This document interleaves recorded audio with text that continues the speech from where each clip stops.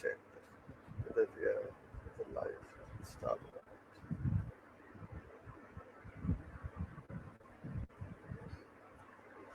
Just give me a second.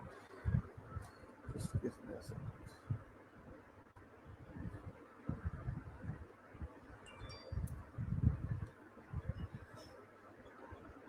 Mm,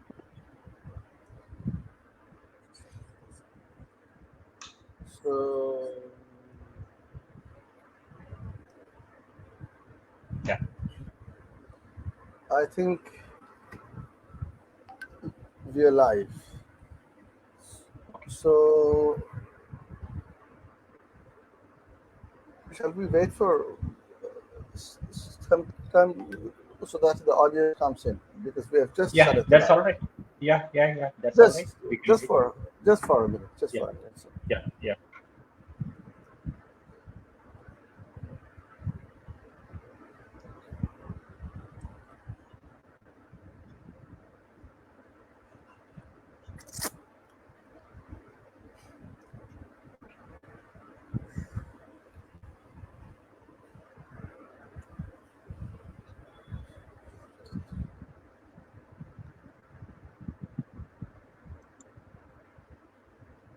I think the,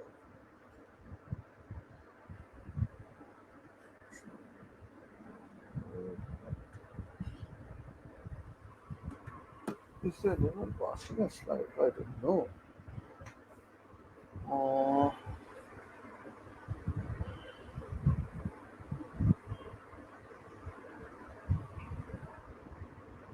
uh,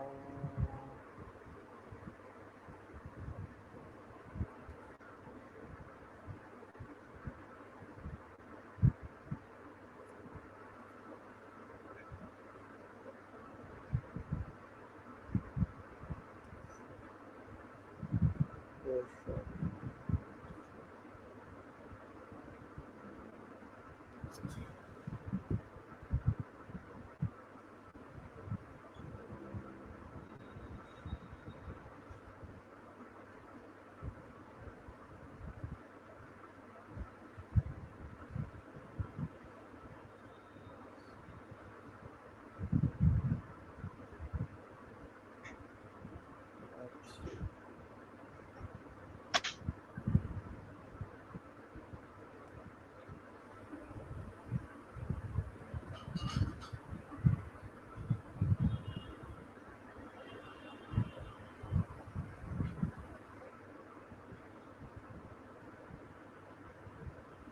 Okay, I think the audience have started to come in. I think the audience have started to come. Yes. So,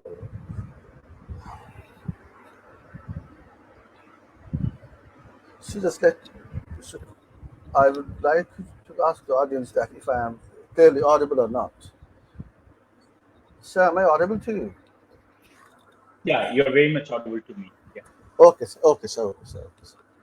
So, mm, good evening, friends. Welcome to the 13th webinar session of our study circle on the group of contemporary studies.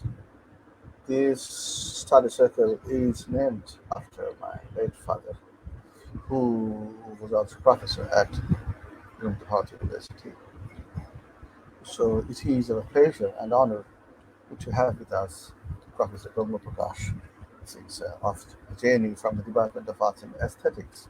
I think it was in 2019 that I first heard of stuff from one of my college seniors, Bodhisattva Kaur, who now teaches at University of Cape Town, Center for Historical Studies, and we were having a conversation in Bangla, we say Atta, and during that session, he, I first came to know Sir. And later on, one of my friends, one of my colleagues, Bashman's from presidency, Shatnik Shaha, he's also doing his PhD from Hyderabad. He also told me about Sir's book, A Culture Labor, and that's where I came to know about Sir. And we are elated that Sir has accepted our invitation in giving this lecture. So before So, start this lecture, I would like to mention three things. First of all, there will be a very short question answer session, so you can post all your questions or comments in the comment section box. Secondly, this entire webinar session will be uploaded to our YouTube channel tomorrow morning. And thirdly, and thirdly, these video will also be shared to our official Facebook page. So I have been asked by many once that whether video will be available or not. It will definitely be available. So without any further delay, over to you, sir. Thank you. Thank you so much, Navoni. I also quite heard about your father after, I asked few of my friends from Kolkata that, how you organize this talk and all these things. And, I got some information from my, like, no, like, no, ex- like, no, uh, former colleagues, Trina Banerjee and also Somebrat Chaudhary. So thank you so much for inviting me for this, I will say, great occasion and also in memory of your father, because of course we understand this is also very emotional, very academic space that we are trying to discuss on trying to bring some kinds of memory. And I feel proud that I am quite part of the same kinds of profession. So that connection becomes really, really important for me and to go to that kinds of memory. Yeah, so as I have told you that today I'm going to discuss something new, my new work that I'm doing, and this is a kind of not kinds of academic work that I have been doing as a part of the cultural labor. Am I audible? Is everything clear, Namoni? Yeah. You are absolutely audible, sir. Perfect. Perfect. Okay, all right, perfect. Thank you so much. So I just wanted to check. Yeah, so this has been I'm doing some kinds of I was just meditating, meditating on political contemporary issues. I have been writing on social kinds of popular media in Wire, Scroll, and other places. Where I was discussing more about contemporary issues and again bridging some kinds of genre which connects with art, with the culture, with the idea of the social and political in that sense, and some of those things have been also circulated widely in that sense. So this has been a kind of new kinds of writing that has been doing, and I would like to term it a kind of non-fiction. So it is academic, but also not densely academic in that sense. So one of the aim has been to also reach the wider kinds of audience and make a kinds of wider access for so to make certain kinds of new kinds of engagement in that sense. So what I'm going to do in this session that I'm going to here I'm going to read out one chapter, and this will be coming as a the book title is a body on the barricades and curtailment of freedom, curtailment of life and freedom in contemporary India. And so this has been the kinds of work that I've been doing. So this chapter that I'm going to read out today is the first chapter where I'm discussing about when we can't breathe, what happens when we thinking about this question of breathlessness or living with the sense of breathlessness. So this becomes one chapter, and I would like to read out this chapter for you and for your audience in this kinds of situation. So directly, without wasting much time, I would like to go to that chapter and like to read out. So what would you do if you feel choked? You would try to breathe for life. When you feel clogged, you try to cough it out. When you feel claustrophobic, we try to come out. If you are in a relationship that breaks you, you feel like breaking up. If you are in a village or in a city that blocks your way, you plan to run away. If you are in culture or religion that gags your freedom, you will curse that culture and religion to death. If you are a nation that cannot provide you a sense of belonging, you would ask the same question as B.R. Ambedkar or a refugee would ask, where is my nation? Do I belong here? Can I breathe? Can I move without fear and restrictions? When air chokes and words fall like a cloud of black smoke from the sky, that itself has been beaten blue to black by the rising smokes in the cities, the birds cry and ask in the tearful tune, where is my air? Where is my sky? Ultimately, we belong to air. The logic is simple. Breathing is fundamental. It is about the freedom and existence. It is about the condition of life that cannot be compromised, that which cannot be curtailed. The status of our rights and freedom depends on whether we have the right to breathe freely or not, whether we have the right to move freely or not. Breathing not only carries the fundamental act of life, but also symbolizes the essential measures of rights and life of the mind. The bodies on the barricades are a living situation with a sense of breathlessness. It brings the bodies to a position of an extreme case of hope and hopelessness, looming at large between life and death, freedom and curtailment. So for me, breathing becomes a kind of metaphor for which I'm trying to think about contemporary political scenario in India, where I'm trying to reflect on art, culture, and politics. Breathlessness immediately brings us to the state of suffering with the coronavirus. It is the condition that exists beyond the disease, but it is the condition that exists beyond the disease. Murdered by the racist ideology of the United States, George Floyd's cry, I can't breathe, did not arise out of the coronavirus, but against the general condition of life. Though the condition became paramount during the pandemic, it applies to many situations in which one feels suffocated, a state in which one feels out of breath, nearing death, losing hope but keeping alive like a prey in the jaws of predator. It is like dying patient waiting for an ambulance as the last hope. It is like migrants walking on the rail tracks to reach home, like minorities scout amidst the mob, hoping that the next conscience will arise from the crowd. Yes, I feel I can't breathe, therefore I write. Whenever I feel suffocated, I write. Sometimes I write to write, sometimes I write to breathe. What I am feeling is not unusual. Many of us feel the same after seeing the sickening condition around us. When reading the news, hearing the lies, seeing the mobs going mad in the streets, lynching bodies and words. We feel the same when we see the ideals getting robbed. You feel suffocated when you see mobs enjoying violence, procuring power from the vulnerability. When you see the perpetrators of the crime obtaining political impunity to become the new generation of the leaders in a nation claiming to be the Vishnu global leader. You feel suffocated when you see that hatred has reached your home. It is walking with you as your friend, as a family member. You feel disheartened when you know that they are building monument of hate in the name of religion. You feel anxious when you see the virus moving on your workspace. It is dancing on your keywords, screens, and jumbling words that you are terrified to see. Words are getting automated, and anytime it can move against your body. I take the risk to assume that at least some of us are feeling the suffocated by the situation that is shaping Indian society. We are feeling barricaded, chained in our own body and spaces. I am looking for the words and phrases to describe the times we are living through. For me, no other words match the potential and vulnerability of I can't breathe. I'm looking for a figurative image that I can capture the situation in body and action. The image I see is that of the body on the barricades, and that becomes the title of my work, in which like how to think in a situation, extreme situation, how to think when one is pushed to the limits, how to think when you are placed at the edge, and that has been a kind of situation in which I am trying to discuss this work. We will gather like bees. In a simplest sense, we is I and you. It is I and you and you and you and you and you. We is the idea of coming together in body and words. And that is what I'm saying that we how collective, because one of the things that we are facing, that collective becomes impossible. And the question how to think about the question of collective and it like thinking about the differences, also thinking about some kinds of fundamental conditions of life. But we is the problem here. When we think about the collective, then we come as a problem. We become the biggest problems in our contemporary politics. Perhaps it is the most fundamental problem of our contemporary politics. It moves between the possibility and impossibility of marching together.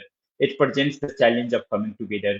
They say collective is impossible. It is all fracture. It is all fragments. It is all false. It is futile exercise that we are doing, and thus it is impossible to build solidarity, but that is the challenge. Of course, this is not an easy way out.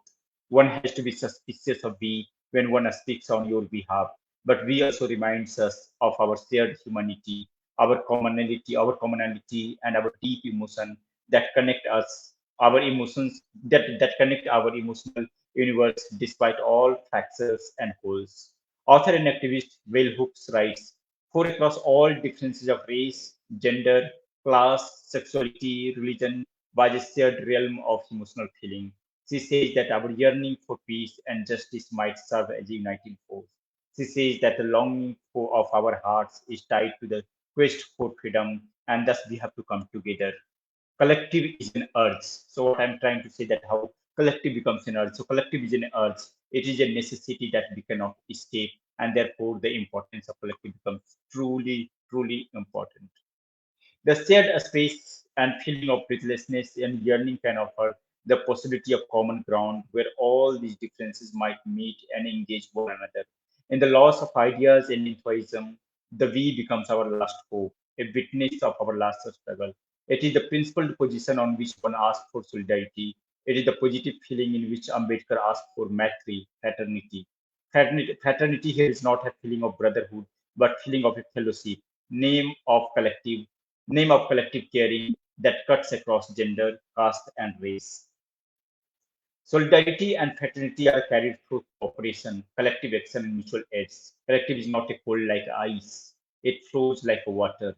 Solidarity is not a solid like rock, it is a melting ground of bodies and ideologies. It is not a iron hook from which everyone has to be hanged. It is a gallows that brings the bodies together beyond the boundaries. It is a name of the assembly, alliances, and association in which we can talk about the possible kinds of like collective formation of collective. But what is fraternity? Ambedkar said that it is about the we feeling that brings us together. What a casteist and racist ideology kills is the very potential and principle of the we feeling, the feeling of concern. We becomes the common ground for the politics for the change. It matters but does not matter much if you change I and I do not. It matters but does not matter much if you change and I do not. We brings the I and you for a dialogue, for a change in the march of a struggle. We is the agent of transformation. We have to change the we so we can come together, we can march together for shared hope and shared struggle.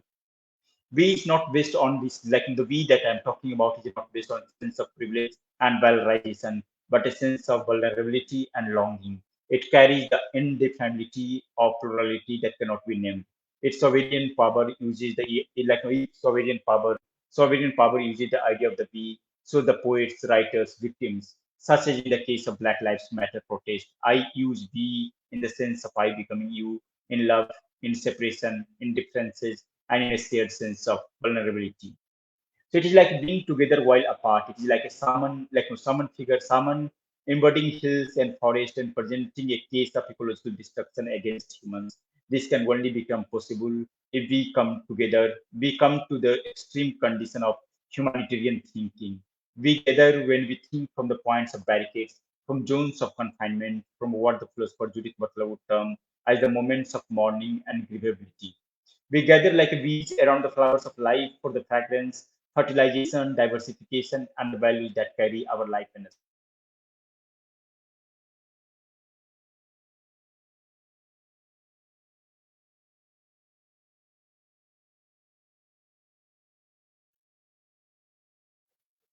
Navonil, are you around?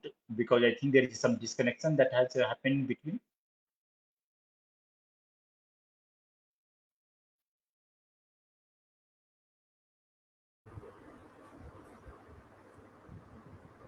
Yes, sir, it's audible. It's audible.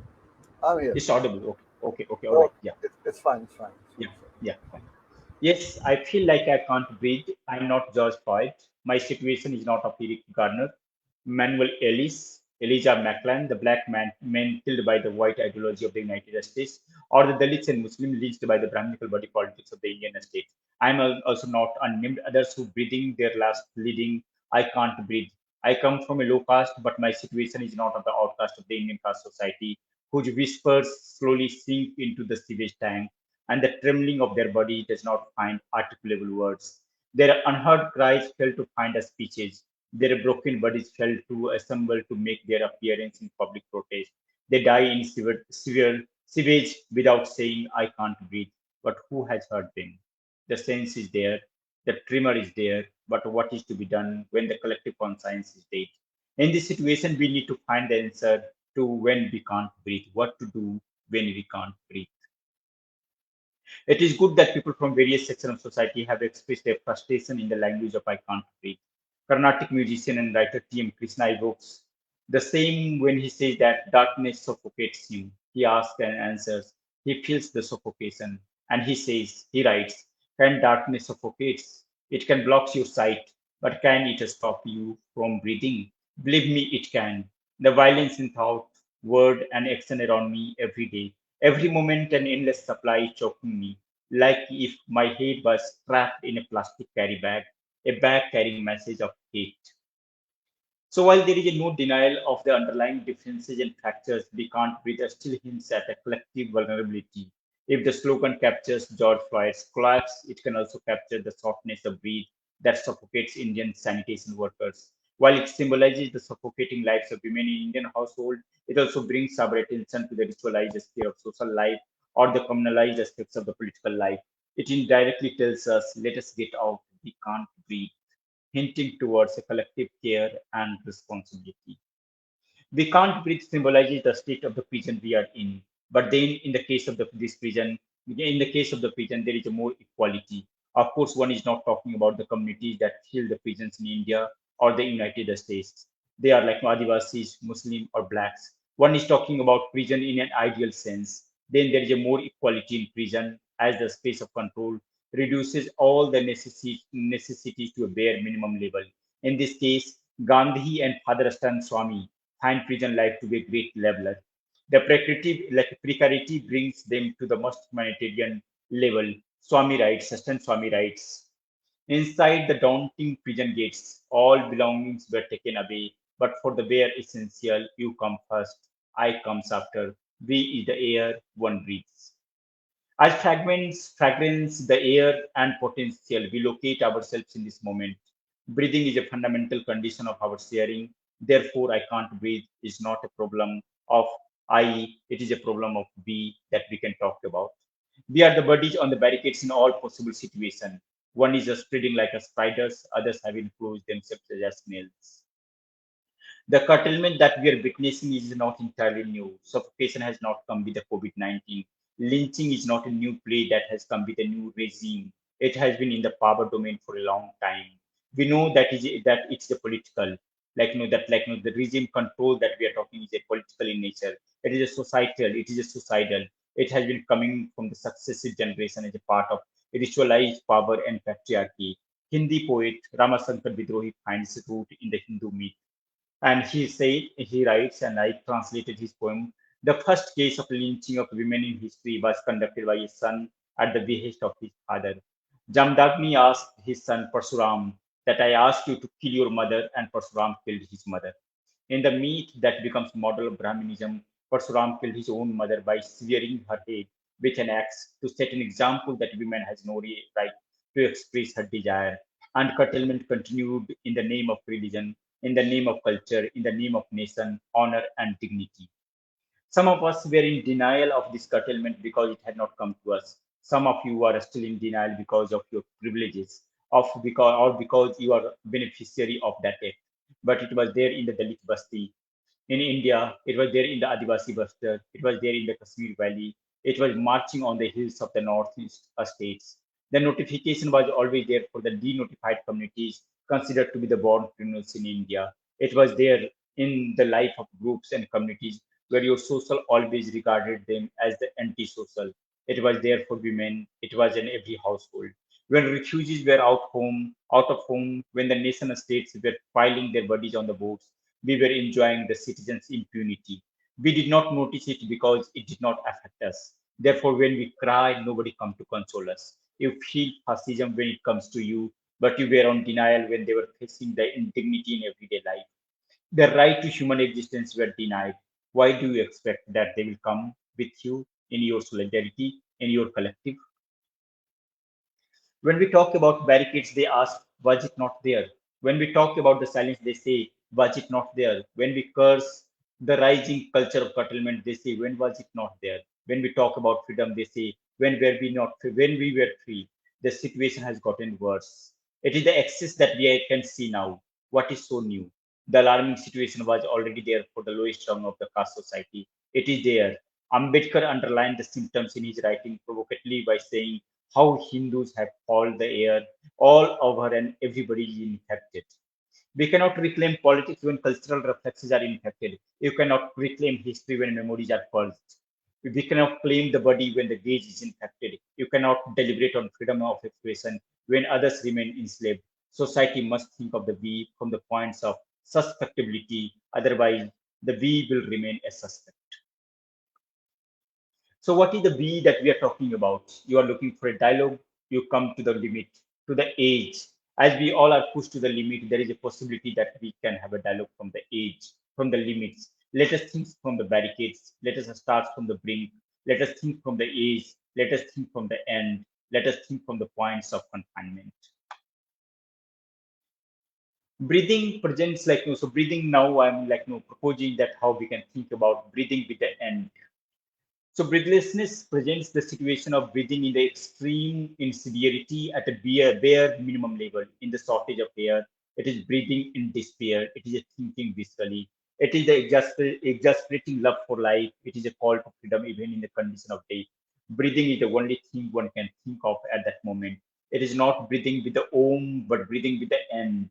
It is the condition in which dystopia and dystopia conspire together to shock us at the daybreak and the dark.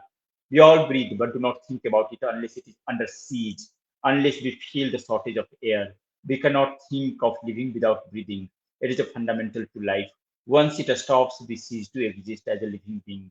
Breathing, in a way, brings sensation of life and perception of freedom together. It is a fundamental to sensibility. It is the primal force of our all experiences.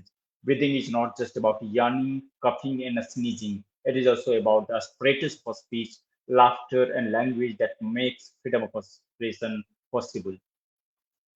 It enacts the first and the last movement of the body. It sets the first condition of freedom. The condition is simple, whether you can breathe freely or not. The denial of breathing is the denial of all rights and freedom. It is true realms of rights and freedom. Breathing is not about a breathing in and breathing out. It is about a freeing in and freeing out. It is about a path of circulation that circulates more air than we breathe. The BLM movement has proved that it is a battle between suffocating and not getting suffocated.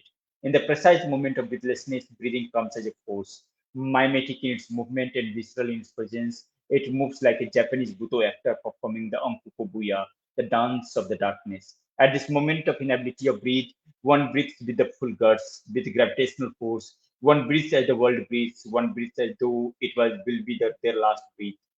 Breathing becomes a force of transformation. And this is the moment when Audre Lorde asked us to turn fears into the fire. She came at the full force in severity of illness. And she writes, I'm going to write fire until it comes out of my ears, my eyes, my nose holes, everywhere, until it is every breath I breathe. I am going to go out like a fucking meteor. The extreme presents a problem and a challenge for the scholars, activists, and empathetic readers, for those who want to breathe freely and believe in transformative politics, and for us who think this moment has to end. We can gape into the symptomatic condition of I can't breathe, the slogans of BLM movement, which is increasingly becoming a generic condition of life in India and many parts of the world. The question arises to why there is a specific mention of coronavirus when we can discuss this condition without it. This is important because situation of I can't breathe remains imperceptible in the date conscience of our society. You see, but you don't see it, or you see it so much that the ways of seeing cease to exist. The familiar visual skills kill the visual perceptions. Despite being invisible, the coronavirus created a visibility around it. It produced a condition of estrangement. Hence, it enables us to think about the things that remain invisible. It does it through a powerful mimetic presence. What others held in everydayness, COVID showed it in a full nakedness. Can we think of a more naked slogan than "Samajik Duri ka Samman Kare"? Respect the social distance in a caste society. What everydayness could not show us in everyday, the pandemic showed in the epic way. It is like creating an epic model of theater from the everyday, a street scenes in a Brechtian sense. In the everydayness of caste society, the pandemic offered us an strange model to see the things from outside. The connection thus becomes important. Though the pandemic of COVID-19 is not the real site here, it is an important metaphor and reference point to think about the condition of life and freedom in a precarious situation. So how COVID becomes a metaphor and kinds of like no certain kinds of ground for me to think about the overall situation of contemporary politics and curtailment of life and culture. And final part I would like to read for at least for this session is risk and risk, like no love and risk. The connection between I can't breathe and COVID-19 is also vital because the real capacity of pandemic does not lie in the death and destruction it has caused. It with the people it has infected or in the global pandemic presence. Its vital performative capacity lies in the fear and panic it spreads. In other words, the virus is psychic, pandemic is panic. The sense of risk goes more viral than the disease. Before it enters our body, it enters our psyche. And then you cannot take the risk of not wearing a mask. One cannot take the risk of not maintaining distance. You cannot risk yourself when risk enters your relationship, the very name of the social. It becomes such a risky affair that you do not believe it to be imperative to give your consent to the state and the authorities. They like the way we operate. They do not think it is important to ask for your consent when you are already affected by the fear of the risk. The roles of the state and citizen subjects were never as apparent as during this time of risk. It becomes obvious when we take an example of COVID lockdown and demonetization. Like a father, like a savior, like a priest, the state takes us for a ride in the name of risk. We are thinking in the time of risk economy that shapes the cultures and performance in the zones of confinement beyond the coronavirus. Risk is essential thinking about totalitarian regime as well as freedom. It emerges as the keywords in our encounter. So how risk becomes a kind of, I would say, important category when we are thinking about pandemic or when we are thinking about certain kinds of curtailment that I'm talking about. So a state curtails freedom by manufacturing risk, while the other risks the body for a more significant meaning of life and freedom. It is the playground of in which the risk is the love of the poet and the risk of the power meet for life and death, for rights and freedom, for the concealed repercussion, and for the unseen rebellion that will mark our future and our coming struggle. The ultimate defense that works in favor of the states in authoritarian regime is the ideology of risk. Attack, threat, emergency. In this context, the Indian phase of 1970s, emergency was imposed, becomes too real for any authoritarian regime. Read it literally, it says it all. There was no emergency, it was imposed. The regime plans the crisis, invents the risk, and creates the threats itself. Though we cannot say that the same about the coronavirus, at least to the same degree, we cannot negate the rhetoric of the risk either. Not to deny the fact that the threat was there with the COVID. It was apocalyptic in that sense. At a point in time, COVID invaded the security of Mossad, the most like secure and deadly security agency on earth. It threatened the capitalist world order.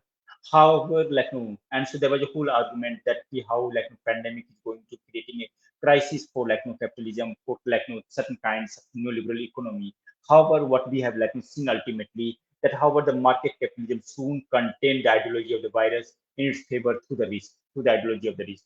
The ideology was at risk, was the risk. The regime performed the risk to curb rights and dissent. Let us note that the market ideology of risk always favors the authorities. Therefore, they keep giving us rhetoric life without risk, love without risk, sex without encounter. Unsurprisingly, the coronavirus soon became the ally of neoliberalism and authoritarian regimes. While the disease exposed the medical system of the market regime across the world, this same regime sold the risk and brought consent to augment the authorities' power. Amidst the pandemic, the authoritarian regimes of the world became more powerful, and that we can see everywhere that during the pandemic that they should have seen the challenges, but they become emerge as a more powerful kinds of authorities. Risk and regime soared together, heightened together. Greater the risk, the greater the control of the regime, and the greater of the authority. As the number of infections surged in India, the popularity of the prime minister also soared. According to Morning Consult, a US-based survey and research firm, Prime Minister's approval rating increased from 26% to 83% during the pandemic. Another study by the IANS and CV voters showed that the trust in Modi's leadership jumped from 76.8% on 25 March in 2020 to 93.5% as of 21 April 2020, amidst the rising cases of the infection.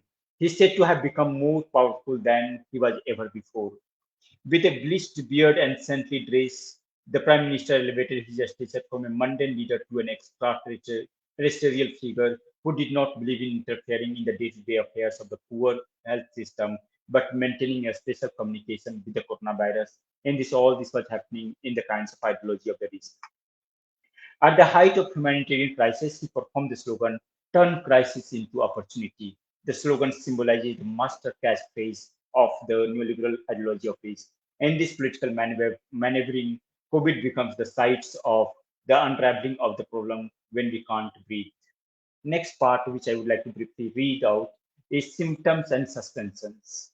So when we can't breathe is a sign and symptoms of the curtailment of life and freedom. The symptom shows a condition that is closed, but it is not closure yet. So we are trying to read out the possibility in extreme condition, possibility in certain kinds of at the age. So how when there was a pandemic situation, there were symptoms, there were suspensions, but again there was a whole hope that we can still survive, we can still manage our life and struggle. So the symptoms show the condition that is closed, but it is not closure yet. It has not yet reached the dead end. So we are thinking about, we are taking when we can't breathe or I can't breathe. So it shows a condition that is closed, but it is not a closure yet. You can still breathe. If you can breathe, you are facing a difficulty in breathing, but you are still able to breathe in that sense, and therefore it is closed but not closure yet. It has not yet reached the dead end. Unlike closure, curtailment is still a process. It is a movement towards the closure that can be interrupted. And that is my point. That now, even if we are thinking that we are moving to a closure, when we are moving towards the curtailment, but there is a point of no interruption, point of there are points where we can interrupt these kinds of movements. So despite this moment of despair, it is a condition in which you are still breathing, you are still alive. There is still a hope. There is a time to retreat, there is a time to interrupt. The body can still cross the barricades beyond life and death. Even in the death of a person, I can't breathe can become a rallying point, as we have seen in the case of George Floyd, Rohit Vemula, and in the case of in 2012 Delhi gang rape case. At any time, bodies can emerge as an assembly, walk in alliances, and move against the closure, against the distances, as we have seen in the case of farmers' protest in Delhi in 2020, 2021. The sense of breathlessness is a moment of suspension. So, how to read this time or temporal kinds of situation? And for me, the sense of breathlessness brings the moment of suspension. At that moment, what matters is not the lockdown, but the deadlock, the impasse that cannot be announced. It becomes the rites of passage for both the authorities and the unauthorized. And when I'm talking about unauthorized, we can talk about the migrants, we can talk about the minorities, and those again also engage in civil disobedience or a political dissent for that matter. How do we think about the deadlock situation when things do not move? Time stops, a space sucks, death looms larger than the life. The dream gets devilish, and the thinking becomes a clinical act. You think, but you cannot move. It is like running in a dream. You want to inhale the wind like a Chinese dragon, but you feel but you feel a lack of a space. The present becomes so alarming that the future does not hold. Time appears suspended in the time and a space contained within a space and within a place. The body is between life and death, and you and I fall in love in isolation. Thinking about social distance is like living without breathing. This happens more at the psychic level as things do not move. Every breath slows down time and distance, and the day breaks down the spatial and temporal sovereignty of a nation. The condition has come to the body, it has come to the words, it has come to the breaths. Once words becomes prey, mob lynching becomes a chilled out game. Then the verse is not in the killing, but the fun of the violence it enacts. The fear it creates for the future and the freedom it curtails. It seems that mob violence and lynching were never so chilling and chilled out game in the Republic. Mixed with the lies, the violent fun spreads faster than a smile. Verkaik, in his studies, observed that in such a situation, violence becomes constitutive of a group identity. In his view, it provides social solidarity to a violent group. A new politics is born purely based on blood and violence. To stay in power, it has to offer blood and sacrifice. And so a new politics is born. When you see this becoming politics in 21st century, you feel suffocated. We can sense the problem of breathing both from the point of freedom and the points of barricades. Anyway, the ideas of freedom and barricades were never so far away. They were just a body apart. When one falls on the barricades, One strengthens the notion of freedom. Borders not only separates, border not only separates, they are also connecting points, and therefore we can also think border is a connecting points. Freedom and barricades look for each other as a hunter looks for its prey. Both often meet one on the walls, on the fences, on the windows, bodies suspended like bats on the barricades, shouting slogans of freedom and gallows marking the sign of resistance on the neck. One is right to think from the viewpoints of freedom, as Arundhati Rai does in Azadi. I would like to sense it from the points of barricades, the points of curtailment, and the zones of confinement, as John Wordsworth would say, from the landmarks of the prison. Across the planet, we are living in the prison, and that is the situation we are like no, we are like no almost moving in, or like almost moved in. So can you please tell me about time? Do we have more time? Then I can read one more section. Otherwise, like no, I can stop it here. Yes, sir, we have time. We have time. We have time. We have time. Yes, So sir. how much time we have? Yeah, around 20 minutes, 20, 25 minutes. 20, 25 minutes. Okay, all right. Hmm. Oh, yes, sir. Okay, thank you. So I can't breathe writes Rob Keough in context of like no Black Lives Matter, and he said that I can't breathe reflects the deeply rooted association between the act of breathing and the universal rights to freedom, democracy, and human dignity. We cannot deny this association, but it is a fundamentally question of necessity. So when we are thinking about breathing, then it is a fundamental condition of necessity that one can talk about. Breathing is perhaps the last act and a desperate plea for life and freedom. It is a matter of life and existence, the prerequisite of life in that sense. The migrant laborers were not asking for better wages or working conditions. They were looking for a meal for a day, a roof under which to stay. They wanted to meet their families in the apocalyptic crisis. They were not participating in a political movement. They wanted to leave as they lost their jobs. They wanted to move as migrants move from the one villages to the city. They wanted to move as the rail becomes a metaphor for their lives. Their lives are reduced to movement from one city to another endlessly, and that was the like necessity we can talk about. Farmers from Punjab were not asking for liberty and freedom in their struggle. They were fighting to defend their life and sustenance. The question of Jal, Jungle, Jameen, water, forest, and land for the Adivasis are not the question of love and freedom, but a matter of survival. When one is asking for better air, one is not asking for luxury, but one is asking for life itself. And you have like Marx differentiates like social arguments, he differentiates between the realm of necessity and the true realm of freedom. So he says that realm of freedom by its very nature lies beyond the sphere of material production and thus beyond the realm of necessity. And in a very Marxist sense, the slogan Bhukmari se Azadi or freedom from hunger becomes an oxymoron. Thus, we can say that the question of roti, kapra, or makan are not a question of freedom, but a matters of necessity. They are the legal, moral, and social claims. They are the basis of the civil contract between the liberal state and the citizen subject. The state has been constantly breaking these social promises in the present times, and that also becomes creating these kinds of crises.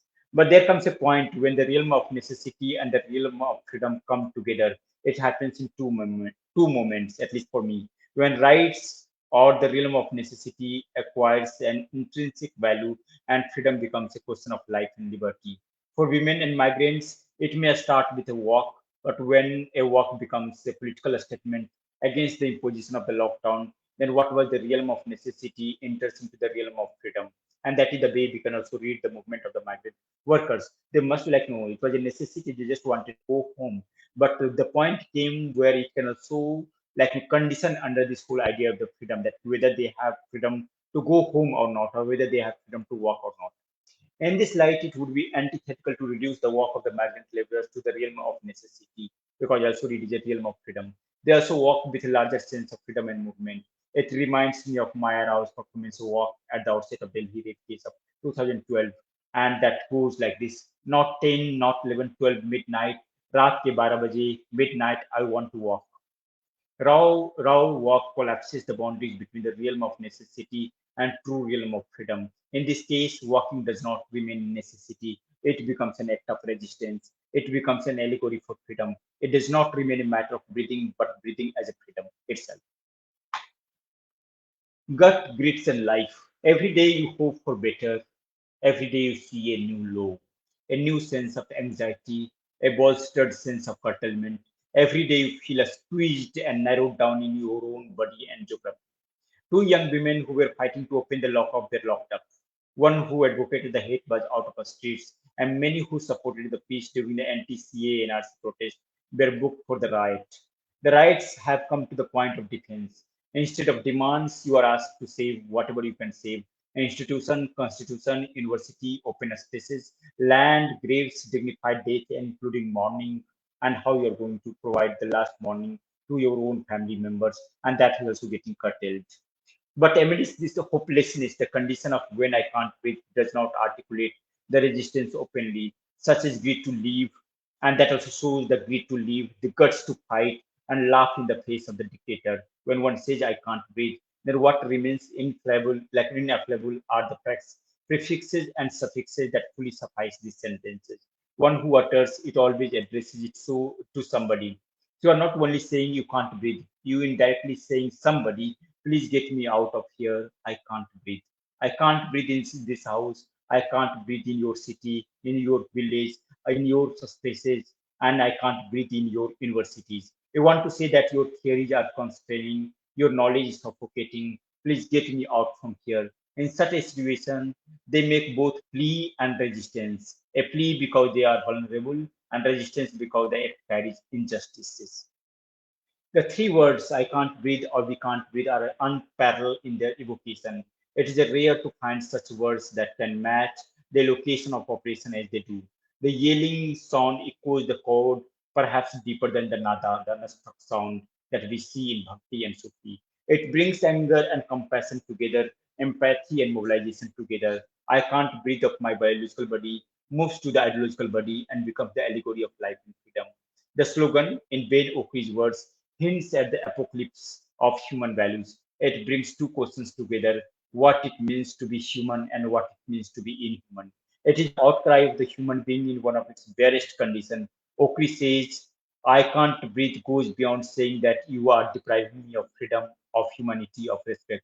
It says you are depriving me of the right to air itself, and that becomes the fundamental condition.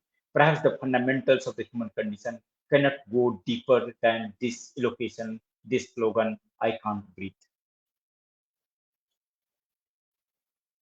Against Freud's repeated plea, police officer who was trying to kill him brutally, was trying to lynch him, police officer Drake Chauvin shouted, then stop talking, stop yelling, it takes a heck of lot of oxygen to talk. Not only was it the end of the social contract, but it was the end of the humanity in which Derek Chauvin was shouting at him. This brings us to the fundamental question. What happens when yelling is banned, crying is banned, mourning is banned, and procession, morning procession, last ritual is banned? But despite Chauvin's wording, what I keep saying, it not breathe. The mind gives up, but the body resists. And when the body gives up, the world resists. There is no other corporate moment in which all limbs come together in such a static way. Sorry. So it is the condition in which breathing and resistance come so close. If we can't breathe implies the absolute sense of confinement, it also brings about the fundamental meaning of resistance and freedom. Like the allegorist who finds meaning even in the rage and ruin, what I'm trying to do that I'm trying to find meanings in the confinement, in death, in disappearance, in detention of life when body becomes more evocative and breathing more powerful. It is a situation that turns body into a powerful allegory when air becomes electric and every breath matters as it is a matter of life and death. Walter Benjamin would say that memory is a way of seeing any object, image, or text as a multifaceted, polysemic kinds of things. The situation of breathlessness produces similar kinds of multifaceted, polysemic condition in which body resonates like an instrument. Body becomes a kinds of body becomes a kinds of again kinds of a space, or it becomes an instrument. Body on the barricades becomes an allegory for thinking about the limits of freedom, the shrinking of species, the dying democracy, the barricades full of ironies. This is not thinking about the limits of thought. In the view of the curtailment, this is thinking from what could be the limited thoughts. So, too much democracy, this whole idea of the too much democracy and the things that we keep hearing about, I would say can be termed as thinking from the limited thoughts. If the former is a opening, the other is a closure, one is a lightning, the other is a darkening, moving slowly and switching off the lights one by one. Imagine a theater situation where the actors are slowly disappearing and the stage slowly getting dark to disappear in the darkness of the night. But this is the precise moment when our body becomes more alert. Our body becomes all eyes. We enter into the realm of extra awareness. Our senses get fully activated and body more aware of its own actions. Eyes sees more in the darkness. Minds perceive more. We see faces appearing from the walls. We hear the sound in deep silences. Body stands alert to defend itself from the all possible assaults. It keeps vigil on the all kinds of vigilantes. This darkness, the curtailment reminds of our great Marxist Hindi poet Mukti Bodh poem Andhere Mein, in the dark. The poem goes like this. We can hear it in it, I mean, like this, all kinds of curtailment. And here is a short excerpt from the long poem in Life's Dark Chambers. And this is the poem by Mukti Bodh I'm reading out. So in Life's dark chambers, someone is pacing up and down ceaselessly. I can hear the sound of his steps again and again and again and again.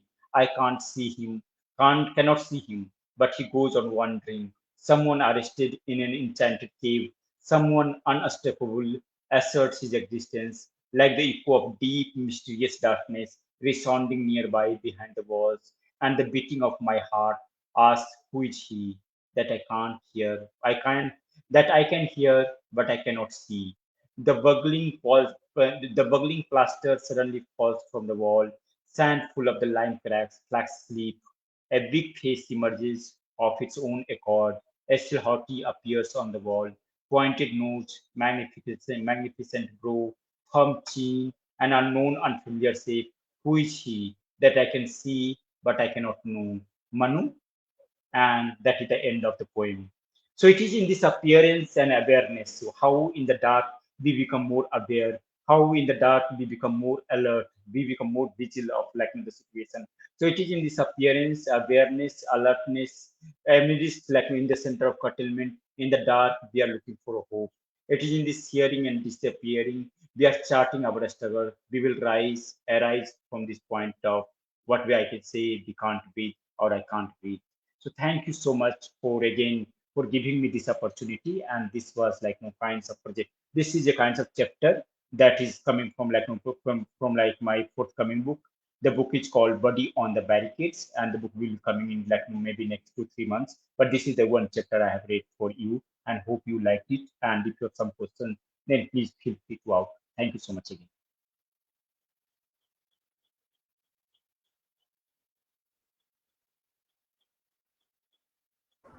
Navani?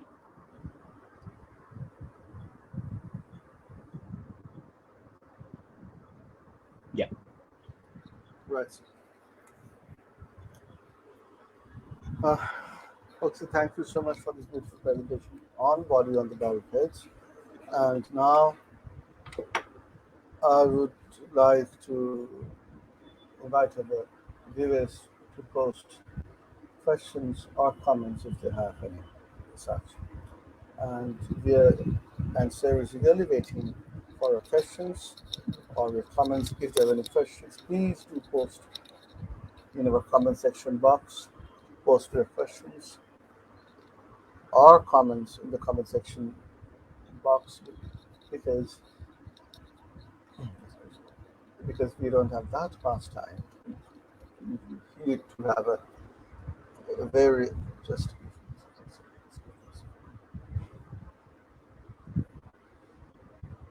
to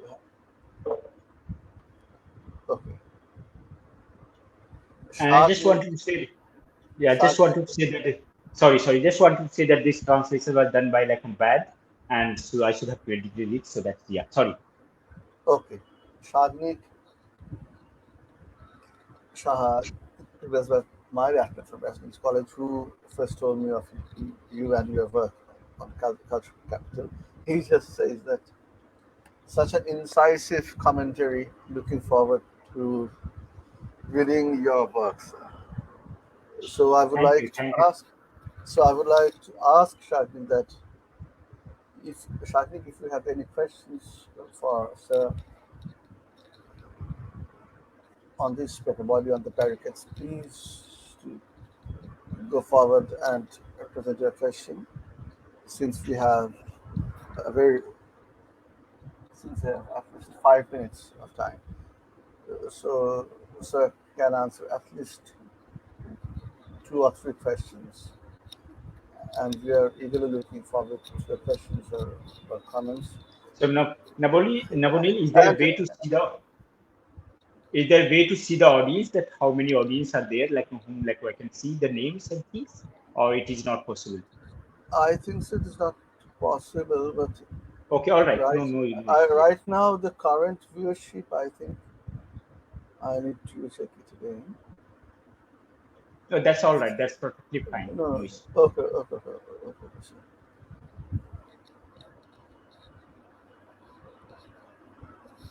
So could you please elaborate on that point? COVID as a metaphor. Are you reading COVID as a kind of war or alien invasion stuff? So could you please elaborate on that point? COVID as a metaphor. Yeah, so I'm taking, yeah, so right, like because like you have like no interesting work by hmm, No, sir. yeah. Yeah. So you have like no interesting work by, I think, a social illness as a metaphor, and like no, so you have author who is talking about illness as a metaphor. The whole argument is that how we should not talk about illness as a metaphor in that sense, and that has been a kind of like no, this illness as a metaphor has been a kind of illness. Just let me just try to, yeah. It is by Susan Sontag, where she's saying that how we should not use any illness as a metaphor, because that also creates a certain kinds of problem or certain kinds of leveling. But also, like in one of the chapters, I also provide a certain kinds of criticism to like to Susan Sontag approach. I think that is a quite like no ideal situation to think that you cannot think about illness as a metaphor. But the whole point is that like no, because when we like create a story, when we create a narrative, when even we discuss about our own disease, then metaphors generally comes in, and you cannot stop metaphor to coming in. And therefore, when I was talking about COVID as a metaphor, so I'm not literally taking COVID as a metaphor, but I'm also taking COVID as a condition in which like some of the things that we see in our everyday lives becomes more visible, it becomes more explicit in that sense. And therefore, this is the book that I'm talking about. Is not about that I was writing in context of COVID, but I was talking about the general condition of the life in Indian society, or I will say the Indian caste society per se, in which like the pandemic condition was always there. And I have one of my friends, he will say that India is a pandemic in that sense. So when we are talking about like the pandemic of COVID-19, then in my mind, it is about metaphor, but it is also about the condition that I'm talking about. And that has been a kind of my reference point from which, and it's also about certain kinds of curtailment. It is like because like when we are talking about COVID, then we are also talking about breathlessness, where like you're feeling suffocated, but you are also like trying to breathe, and that becomes like playing or like situating this whole kinds of condition within the sense of hope and hopelessness in which we can talk about this larger context and larger kinds of scenario. Hope I have answered you like question. Mm. Yes, sir. And we have a first question. It's by Shagnik. He says that in this present time, as the assembling itself make us vulnerable, what kind of solidarity or modes of resistance can we imagine now? Yeah, yeah. Yeah, so it's yeah, quite like it's not a, I will say something that of course like this is not a kind of like a very easy answer that I can provide you. But also first we need to think in terms of this whole idea of the solidarity itself. Because when we so there is a, like one can make a difference between fraternity and solidarity many times. And so in fraternity you don't have like kinds of obligation, but in solidarity there is a sense of obligation that one should come together to participate with you and all these things. And therefore we also need to think that the solidarity need to see in a more critical ways. So first I think like first a step first we need to think that how possible assembly can come together. One is that of course like if you have bigger assembly and if your power is full assembly, and that we have seen during the farmers protest, that you had that kinds of assembly, and then it becomes very quite difficult for a state or regime to curtail it down. But the whole idea is that we are not able to become part of the assembly. The whole thing is that we are not able to come together, and that becomes very, I will say, the fundamental step to move into, or to think about the possible kinds of alliances, possible kinds of like no assemblies, possible idea of the appearances, that what way we are going to appear in that sense. And therefore, I will say that the question of course you are asking is more, I will say, that will need another kinds of like discussion. And in fact, I'm going to discuss this idea of the like collective and solidarity in on 4th of August on with like Anupam Rai, who is doing this like exhibition there. So we will discuss about that.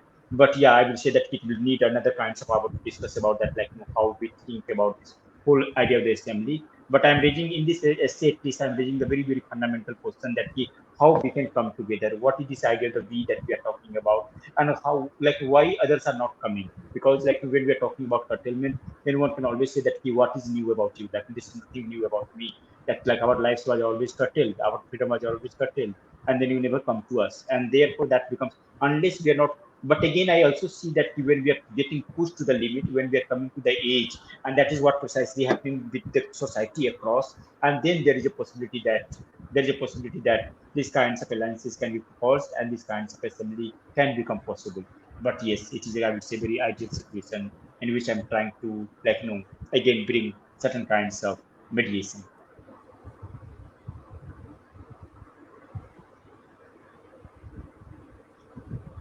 Okay, so thank you so much for the wonderful answer, and thank you, Shagni, for a beautiful question. It is indeed a very important question, and I would like to thank Shagni Yeah, for that. And okay, Shagni says, thank you so much, sir. okay, thank you. Thank you. So I think if you're done, so I would like to again thank Sir Brahma Prakash sir for giving us such a beautiful lecture on body on the barricades. And uh, I would also like to thank our audience and for those who are watching, and for all of our followers who follows our page, who follows us on our Facebook page. And this video will be uploaded to the to our YouTube channel, and it will be also shared to the Facebook page as well today. And what I would like to say is,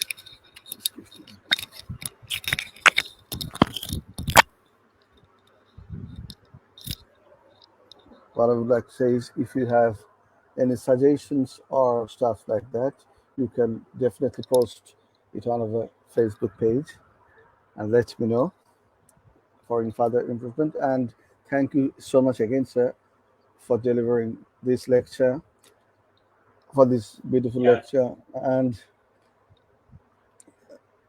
in because and in the next month, our speaker will be Professor Raziuddin Akil, the famous historian, and that session will be moderated by Shagnik Shaha.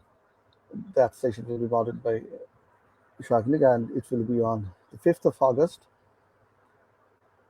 So thank you so much, sir, and thank you yeah. to all the Thank you, viewers. thank you. Thank you to all Thank you the so much, viewers. Navonil. Yeah, thank you so much, Navonil, and my deepest kinds of gratitude to your father in his memory and his remembrance. That great work that you are doing, and yeah, I'm hopeful. Like I'm quite like it is my pleasure to be part of this kinds of memory, kinds of like occasion, and I really feel quite like happy about it. So thank you so much, Thank you and so much, sir. I'm glad to be part of this discussion. Thank you And so much. I would conclude this by saying that, saying for the last 3.5 years, I have been trying in organizing all the books, the journals which Baba has collected over the years, and which has crossed, the collection of books has crossed over 8,000. Uh, so for the last 3.5 years, I've organized all those books and the PDF printed books, articles, essays, journals, and files and rare books and rare articles are, and and these will all be accessible from 19th August, because we have decided to make it a library in memory of Baba, in the name of Mhm. Baba. So from 19th August,